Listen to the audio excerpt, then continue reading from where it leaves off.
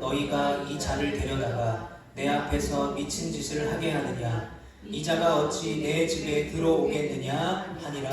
아멘. 할렐루야.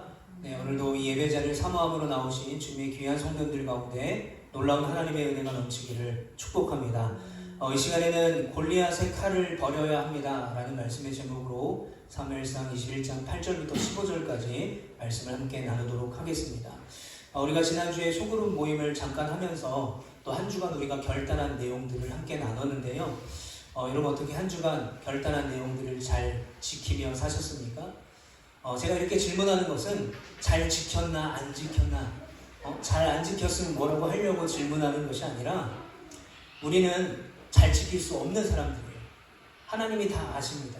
그래서 우리가 잘 지키든 못 지켰든 우리가 주님 안에 나와서 주님을 예배할 때 주님은 우리를 새롭게 맞이하시고 여전히 우리를 사랑하여 주신다는 거예요. 그래서 오늘도 이 말씀의 자리 가운데 나의 연약함보다 또 나의 어떤 두려움과 또 나의 어떤 죄보다 하나님의 사랑을 더 드러내시는 그 하나님의 은혜가 우리 가운데 넘치기를 간절히 축복합니다. 제가 야구를 굉장히 좋아하는데요. 보는 것도 좋아하고 하는 것도 좋아하는데 이제 보는 걸 굉장히 좋아합니다. 야구를 좋아하는 사람의 입장이라면 지금 이 그림이 굉장히 긴장되는 상황입니다. 굉장히 긴박한 상황이에요. 왜냐하면 9회 말 2 스트라이크 3볼 2아웃, 주자는 말루입니다. 자, 보는 사람도 긴장할 수밖에 없어요. 그리고 이 상황에서 어떤 투수가 어떤 타자가 승리할지를 보는 것이죠. 여러분 우리가 스포츠 경기를 보다 보면요, 절대절명의 아주 중요한 순간이 있을 때가 있어요. 바로 이런 때입니다.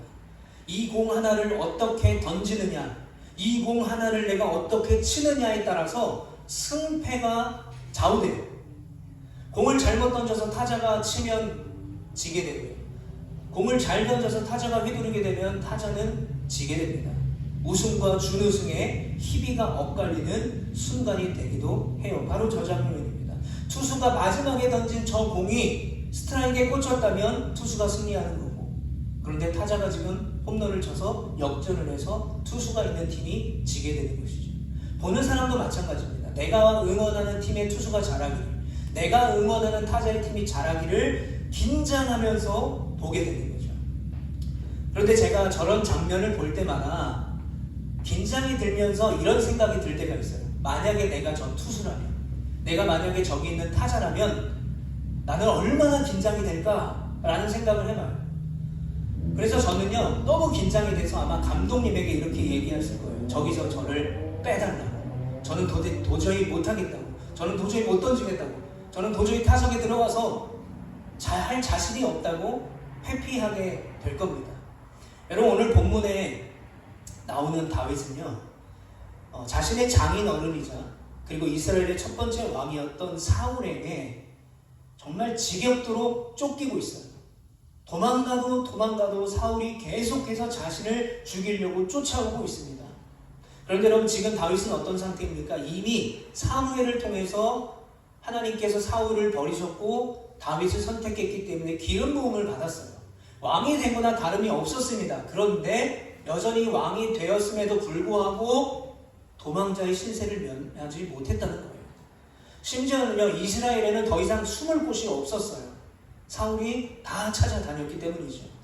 그리고 오늘 본문 21장 전에 20장에는요, 이 다윗이 가장 의지했던 사람, 절친이었던 요나단과 헤어지게 돼요. 가장 어려울 때 자신을 도와주고 가장 힘들 때 위로해줬던 요나단과도 헤어지게 되니까 이제 다윗에게는 아무도 남지 않았습니다. 쫓기다 보니까 가지고 있는 것이 아무것도 없었어요. 혼자였고요, 배고프고요, 지치고요, 자신을 보호할 수 있는 아무런 무기도 없었습니다. 자, 그래서 다윗이 간 곳이 어디냐면 노비라는 곳에 있는 제사장 아히멜렉에게 도움을 청하러 갔습니다. 자, 도움을 청하러 간 것까지는 우리가 이해할 수 있어요. 그런데 다윗이 이 아히멜렉에게 자신이 도망한 자라는 사실을 지금 숨기고 있습니다. 자, 이 아히멜렉 선지자가 물어보는 거예요. 어떻게 이렇게 혼자 왔느냐? 어떻게 다른 사람은 아무도 없고 이 먼 길을, 이 지치고 힘든 길을 어떻게 혼자 왔냐라고 질문합니다. 그때 아히멜렉의 질문에 다윗이 이렇게 대답해요. 오늘 본문은 아니지만 2절 말씀에 보면 다윗이 제사장 아히멜렉에게 이르되 왕이 내게 이를 명령하고 이르시기를 내가 너를 보내는 것과 내게 명령한 일은 아무것도 사람에게 알리지 말라 하시기로 내가 나의 소년들을 이러이러한 곳으로 오라고 말하였나이다. 거짓말을 하고 있습니다.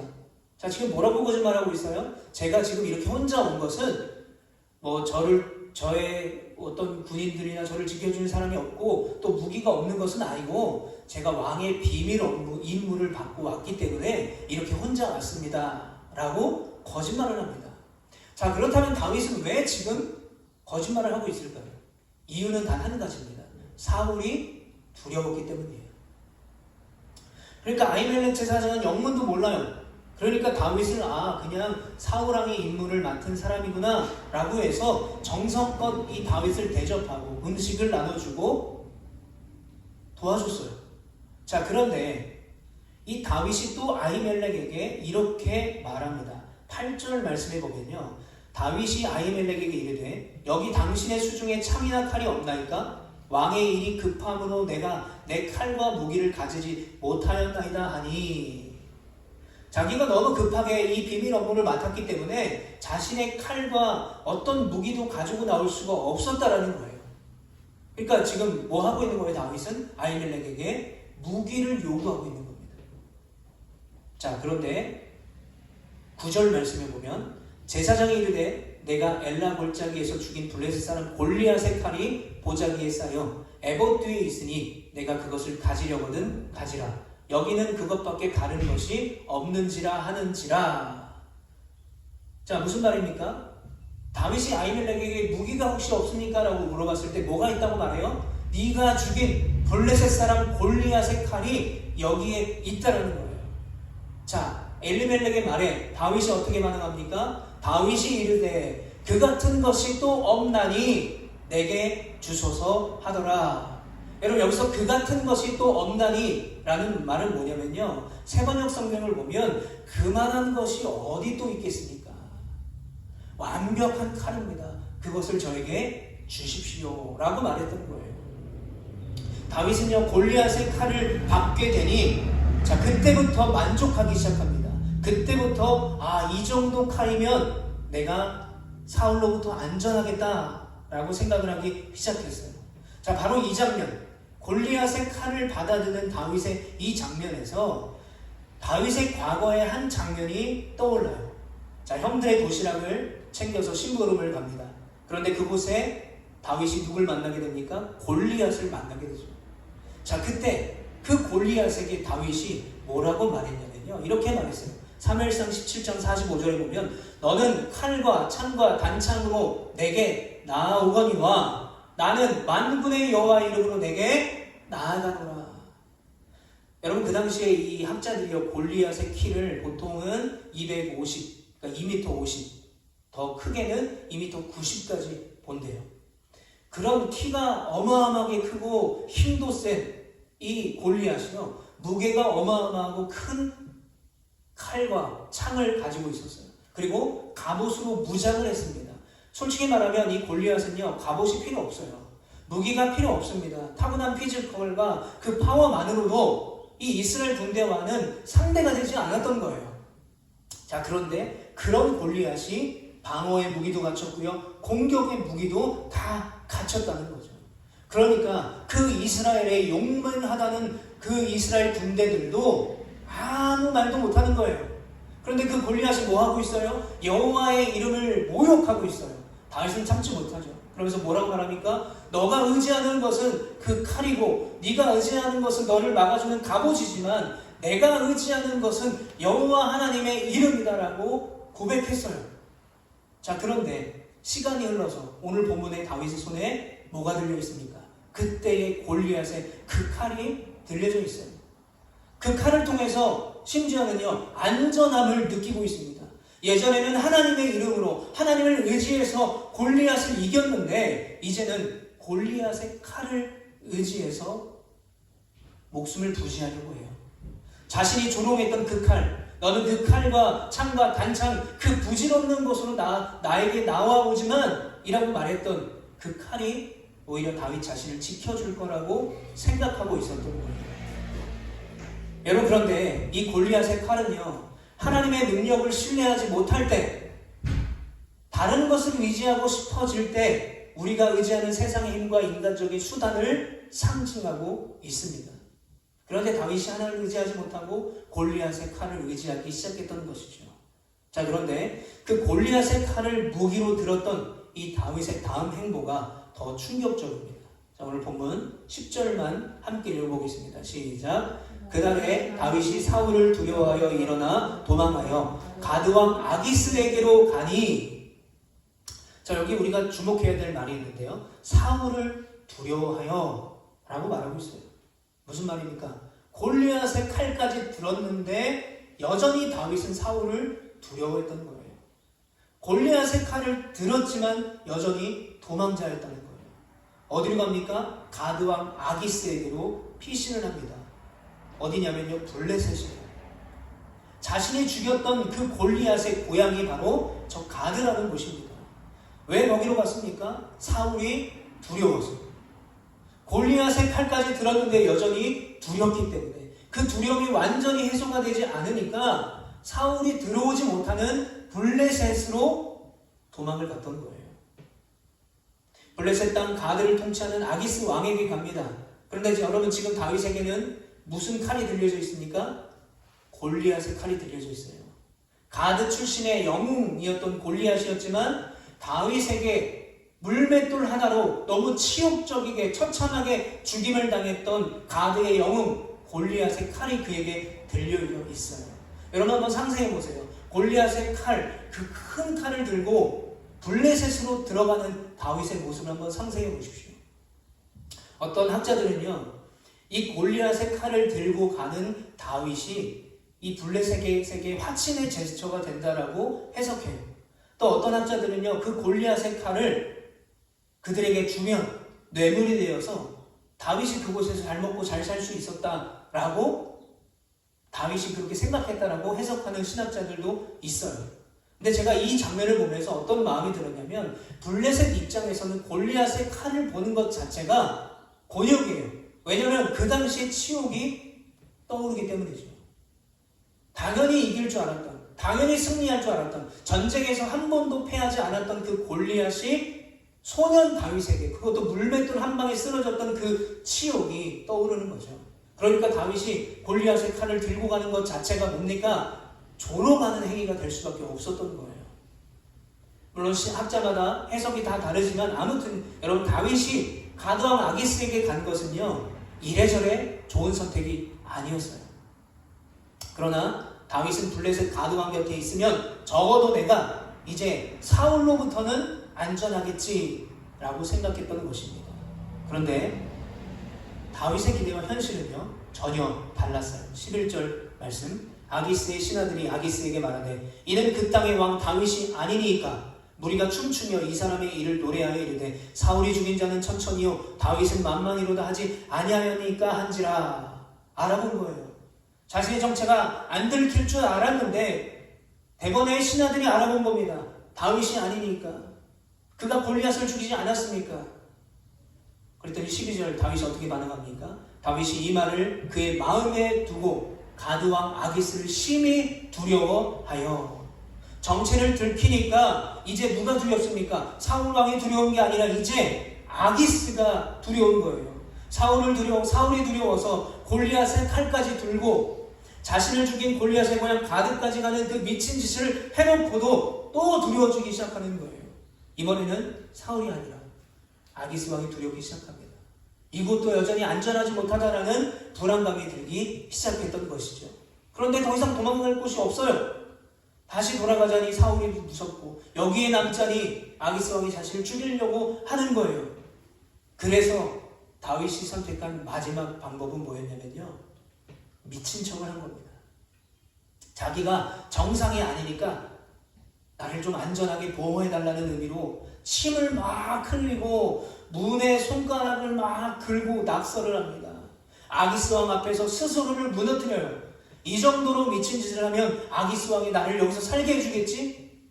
여기서 쫓겨나면 내가 또 사울에게 쫓기는 인생이 될 텐데 라고 생각했던 거예요. 최선을 다해서 나는 미친 사람입니다 라는 연기를 하고 있었던 거예요. 하나님을 의지하지 않고 골리앗의 칼을 의지했고 아기스 왕을 의지했던 다윗의 마지막 모습이 뭡니까? 미친 사람처럼 연기까지 했던 거예요.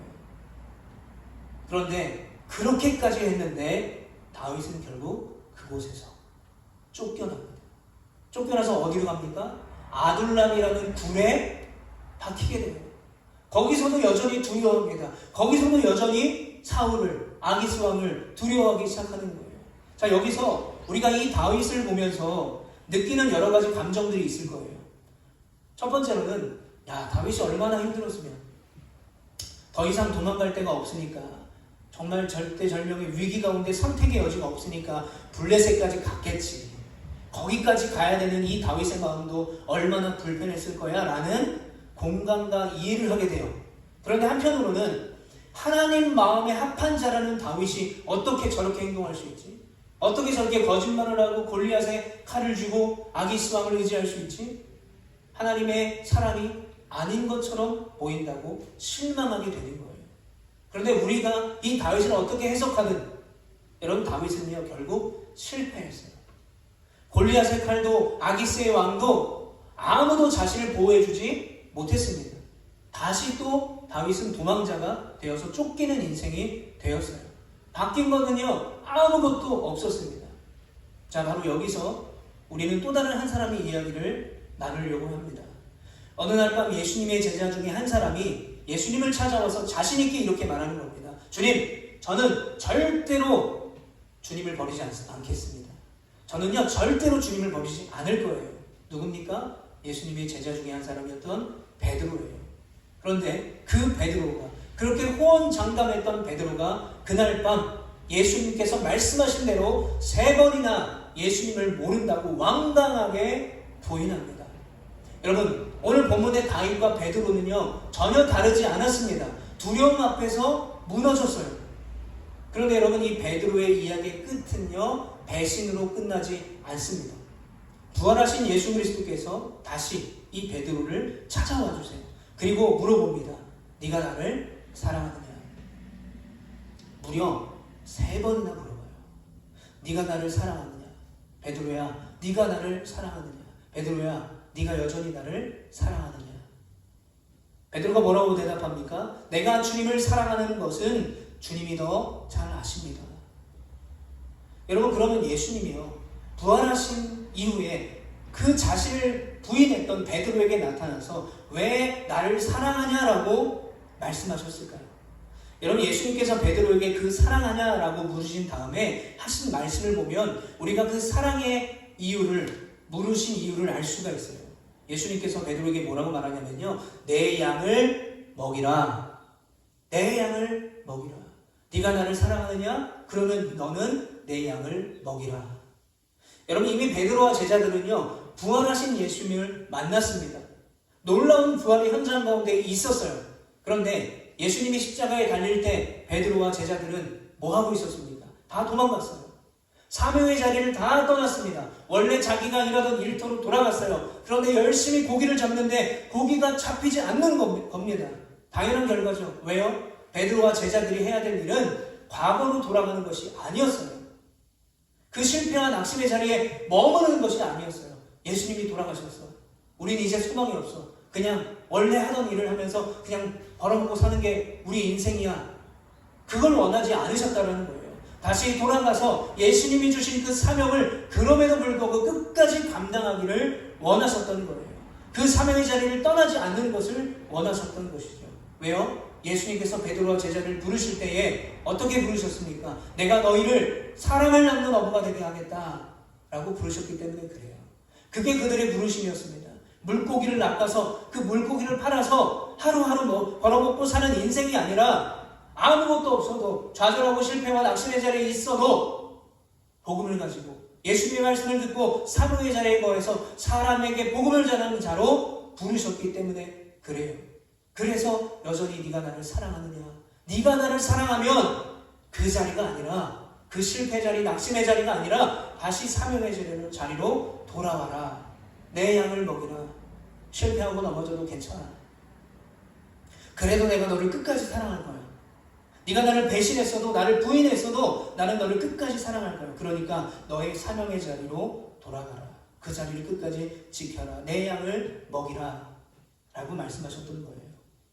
여러분, 이제 다시 다윗의 이야기로 돌아가 보겠습니다. 다윗은 골리앗의 칼까지 들었고요, 아기스 왕까지 의지했습니다. 그러나 다윗을 둘러싼 상황과 환경은요, 전혀 변한 것이 없었어요. 오히려 사울에게 쫓기는 것을 다 피해 다녀서 목숨을 부지했는데 방심해서 아기스 왕에게 그 자리에서 죽임을 당할 뻔했었어요. 그러나 하나님의 은혜로 다윗은 그 자리에서 죽임을 당하지 않고요, 그냥 쫓겨나게 됐습니다. 자, 다윗이 자기가 미친 척까지 했는데도 그 나라에 거하지 못하고 아둘람이라는 그 칠흑같이 어두운 그 불 속에 들어갈 때 어떤 마음이겠습니까? 근데 그가 그때의 마음을 시편에 담아서 이렇게 고백했어요. 시편 33편 15절에 여호와의 눈은 의인을 향하시고 그의 귀는 그들의 부르짖음에 기울이시는도다. 22절에 보면 여호와께서 그의 종들의 영혼을 속량하시나니 그에게 피하는 자는 다 벌을 받지 아니하리로다. 아멘. 여러분, 이 시편 34편은요, 그리고 시편 56편은요, 다윗이 아기스 왕에게 쫓겨난 후에 지은 시예요. 아무도 없는 곳, 여전히 그대로인 그 도망자의 신세, 아무도 자기를 도와주지 않고 책임지지 않는 그 자신의 그 암울한 상태에서 뭐라고 고백합니까? 여호와의 눈은 의인을 향하셨고 그에게 피하는 자는 다 벌을 받지 아니하는도다. 무슨 고백입니까?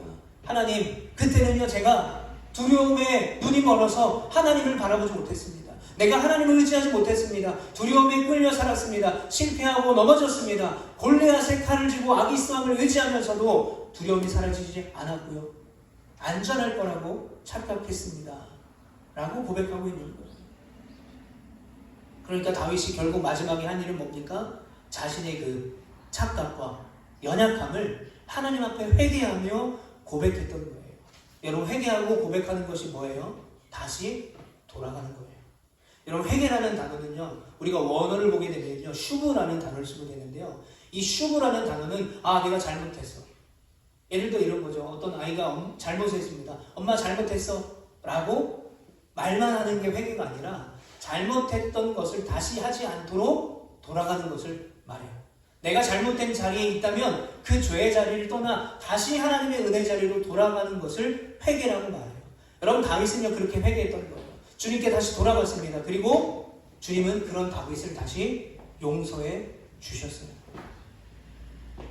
어떤 고백을 통해서 용서해 주셨습니까? 시편 34편 1절 말씀, 우리 같이 한번 읽어보겠습니다. 시작. 내가 여호와를 항상 송축하며 그를 송축함이 내 입에 계속 있으리로다. 아멘.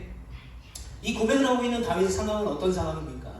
사울을 피하려다가 아기스 왕에게 잡혀서 죽을 뻔했어요. 겨우 목숨을 건진 그런 상태입니다. 위기는 여전합니다. 그의 인생은요, 여전히 불안하고요, 여전히 도망자의 삶은 끝나지 않았습니다. 즉, 여러분, 이 시편 34편의 다윗의 고백은요, 모든 게 완벽하게 해결되었을 때 고백한 게 아니에요. 모든 것이 다 해결돼서 내가 이제 만족함을 느끼고 안전함을 느끼면서 드렸던 고백이 아니라는 것입니다. 하나님의 은혜 때문에 그 어떠한 상황과 환경 속에서도 살아남았던 한 사람의 슬프도록 아름다운 고백이었던 거예요. 내가 여호와를 항상 송축하며 어떤 어려움 가운데 있을지라도, 어떤 낙심과 두려움의 자리에 있을지라도 이제 내가 주님을 송축하겠습니다. 내 입에서 주님을 송축하는 것이 떠나지 않도록 하겠습니다 라고 결단했던 거예요. 자, 마지막으로 이 다윗의 고백을 통해서 우리는 한 사람을 또 떠올릴 수 있습니다. 베드로가 예수님을 3번 부인했던 그날 밤, 스승을 배신했던 또 한 사람이 있었습니다. 바로 가룟 유다예요. 여러분, 유다도 자신의 잘못을 후회했습니다. 그러나 유다는 회개하지 않고 돌아가지 않았어요. 같은 실패였지만 베드로와 결말이 달랐습니다. 여러분, 두려움 앞에 다윗도 베드로도 무너졌어요. 하나님 마음에 합한 자였던 다윗도 두려움 때문에 무너졌고요. 예수님의 수제자였던 베드로, 나는 절대로 예수님을 배신하지 않겠습니다 라고 했던 베드로도 두려움에 무너졌습니다. 가룟 유다도 마찬가지였어요. 그럼 가룟 유다는 뭐가 두려워서 예수님을 배신했겠습니까? 이 사람이 그 돈에 되게 깨어있는 사람이었어요. 지금으로 따지면 뭐 주식이나 뭐 이런 걸 굉장히 잘하는 사람이라고 할 수 있죠. 예수님을 따라다녀 보니까 이 예수님을 따라다니면 자신에게 이득이 됐던 거예요. 근데 이 예수님이 이제 군인들이 잡아가서 십자가에 죽게 된 거죠. 그러니까 이제 자기에게 남은 것이 이윤이 아무것도 없다는 것을 계산하고 은 30이라도 받자 라고 해서 예수님을 팔아버린 거예요. 그 두려움이 그에게 있었던 것이죠. 그런데 뭐가 달랐습니까? 다윗은 진정한 회개를 했습니다. 그리고 다시 사명의 자리로 돌아갔어요. 그리고 하나님을 경외하고 하나님을 여전히 찬양했습니다. 베드로도 눈물의 회개와 함께 다시 내 양을 먹이는, 예수님의 양을 먹이는 그 자리로 돌아갔어요. 그런데 유다는 돌아가지 않았어요. 후회했지만 회개하지 않았습니다. 오히려 스스로 목숨을 끊었어요. 여러분, 이것이 성경이 말하는 결정적인 차이입니다. 여러분, 하나님께서는요, 실패한 사람, 성공한 사람으로 절대 나누지 않으셔요. 하나님께서는요, 하나님의 은혜의 자리에 돌아오는 사람과 하나님의 은혜를 영원히 떠나는 사람으로 나누신다는 것을 여러분 기억하시기를 바랍니다. 하나님께서는요, 지금도 완벽한 사람을 찾지 않으세요. 실패와 낙심 속에서도 주님께 다시 돌아가는 사람, 은혜의 자리를 다시 사모하는 사람, 그리고 다시 주님을 찬양하고 주님께 감사하는 그 한 사람을 찾으십니다. 넘어지지 않는 완벽한 사람을 찾지 않으세요. 넘어져도, 슬퍼도, 힘들고 어려워도 하나님께 돌아오는 그 한 사람을 다시 맞아주시고 안아주시고 다시 사랑하시고 다시 그 사명의 자리로 굳건히 붙드시는 주님인 줄 여러분 믿으시기를 축복합니다. 여러분, 지금 무엇을 붙들고 계십니까? 혹시 여러분의 손에도 골리앗의 칼이 들려있지 않습니까? 그 골리앗의 칼은 또 뭐가 될까요? 돈이 될 수도 있고요, 관계가 될 수도 있고요, 성공이 될 수도 있고요, 자녀가 될 수도 있고요, 저처럼 건강이 골리앗의 칼이 될 수도 있습니다. 우리는 그 모든 것들을 갖추게 되면, 그 모든 것들을 내가 갖게 되면 이 정도면 내가 안전하겠지, 이 방법이면 괜찮겠지 라고 착각해요. 그러나 여러분, 분명한 것은 그 칼은요, 절대로 우리를 지켜주지 못합니다. 여전히 다윗은 그 칼을 쥐었지만 두려웠어요. 그래서 이 칼을 우리가 쥐면, 우리가 이 칼을 의지하면 오히려 우리는 더 깊은 두려움과 어둠으로 빠져갈 수밖에 없다라는 것입니다. 사랑하는 성도 여러분, 그러므로 오늘 결단하시길 바랍니다. 나에게 있는 그 골리앗의 칼을 내려놓는 여러분 되시기를 축복합니다. 내가 이 칼을 쥐면, 내가 이 칼이 있으면 내가 더 잘 될 거야, 내가 더 안전할 거야, 내가 더 풍요로울 거야 라는 그 헛된 안전과 착각을 내려놓기를 바랍니다. 그리고 하나님께 돌아가십시오. 늦지 않았습니다. 아직 끝이 아니에요. 우리가 돌아가기만 하면 돼요. 회개라는 단어는요, 돌아가는 거예요. 하나님의 자리로, 은혜의 자리로 다시 돌아가는 것입니다. 바로 그때에 우리의 입술에서 이 다윗의 고백이 다시 시작될 것입니다. 내가 여호와를 항상 송축하며 그를 송축함이 내 입에 계속 있으리로다. 아멘. 한 번 더 하겠습니다. 내가 여호와를 송축하며 그를 송축함이 내 입에 계속 있으리로다.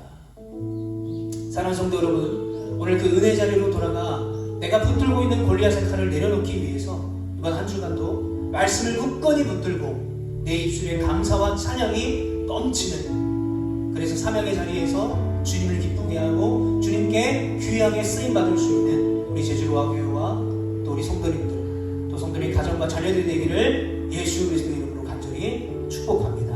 우리 시간